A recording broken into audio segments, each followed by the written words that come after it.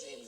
So I Nothing. refused to be beaten by this. So instead, I went in through the very front of the Dorchester instead of the ballroom entrance at the side.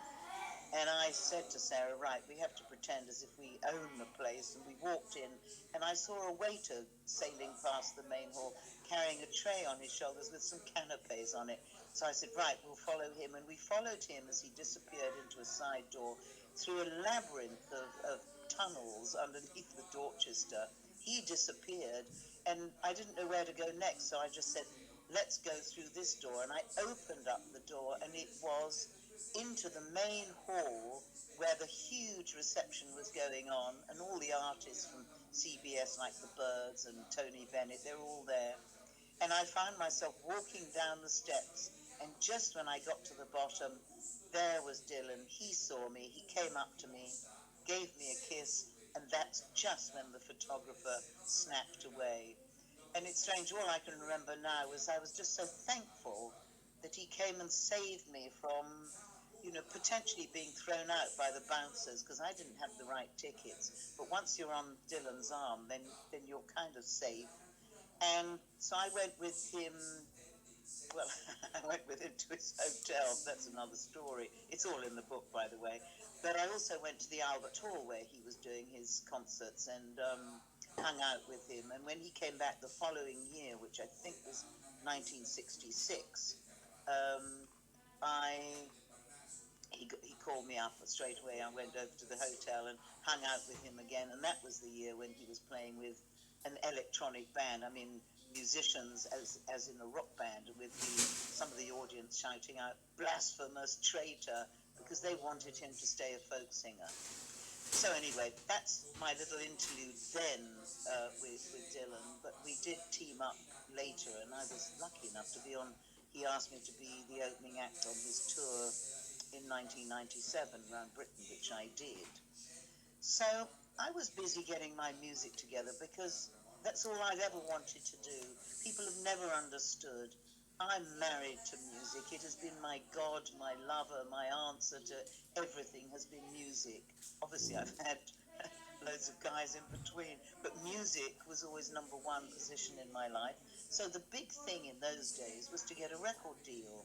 I was already signed as a songwriter and I'd done some singles, but I wanted to do LPs. So here we have my first two LPs. I was signed to Decca. There was the boss of there was a man called Dick Rowe who was famously known for having turned down signing the Beatles. So instead he signed me up. And on the left is Foolish Seasons, my first LP. I think this must have come out in about 1967, 68. I'm very bad with years, by the way. So if you actually want accurate years, you do have to buy the memoirs. But there I am. Of course, Gerard Mankiewicz took the picture, and there I am looking hippie-ish in a caftan and a headdress, etc. And I'd written some of the songs, but the interesting thing about this album is that I had the cream of the London musicians as as the studio musicians. In those days, Decca had a huge studio up near Hampstead, and on guitar was Jimmy Page, and on bass, John Paul Jones. They later went on to be Led Zeppelin. And Jimmy Page was famous for doing all the sessions in those days. I had two guys from Manfred Mann, a huge orchestra. I mean, who can afford an orchestra with strings nowadays? But this was my first album, and strangely enough, it was never released in England. Only it came out on something called London Records, which is a subsidiary of Decca, and it came out in America. But some of the songs on this album actually had songs that the producer had slightly thrust upon me to sing, which is what they used to do with girl singers in those days. And I longed to do an album with only my own songs, which is what the picture on the right is.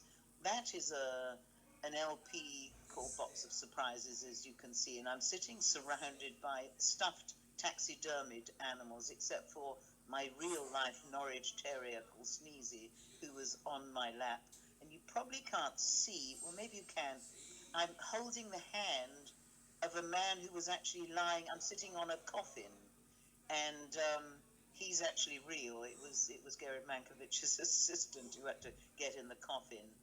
But I was always crazy about taxidermied stuffed animals. And in the flat, which I had my own flat in my parents' huge house in Thurlow Square, opposite the Victoria and Albert Museum, and by this time I had been mercifully moved to the basement, where I had, from the age of 15, I had drum kits, guitars, I had all the instruments you need, and I had, I could record and everything. I also had loads and loads of glass cases of stuffed animals.